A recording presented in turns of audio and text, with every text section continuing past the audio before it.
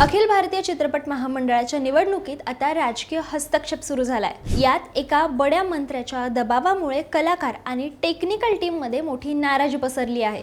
नेमकं हे सगळं प्रकरण काय आहे सांगते, पण त्याआधी थोडक्यातला फॉलो नक्की करा। तर तब्बल 10 वर्षांनंतर अखिल भारतीय चित्रपट महामंडळाची निवडणूक होतीये। यात तब्बल 60 उमेदवार रिंगणात उतरल्यामुळे ही निवडणूक आधीच चर्चेत होती।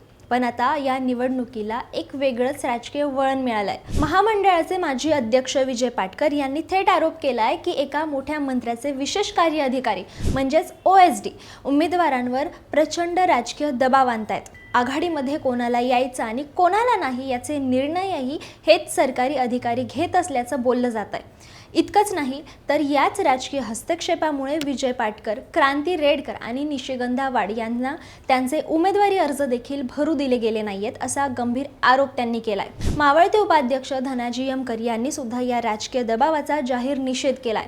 पडद्यावर मोठे पराक्रम गाजवणारे आपले कलाकार प्रत्यक्षात मात्र या मंत्र्यांचं नाव घेण्यास घाबरतायत। त्यामुळे हे दबाव आणणारे मंत्री नेमके कोण आहे याचं रहस्य आता अधिकच वाढलं आहे। तुम्हाला काय वाटतं? चित्रपट महामंडळात असं राजकारण असणं योग्य आहे का? तुमचं मत आम्हाला कमेंटमध्ये नक्की सांगा आणि अशाच अपडेटसाठी थोडक्यातला फॉलो करा। बातमी म्हणजे थोडक्यात।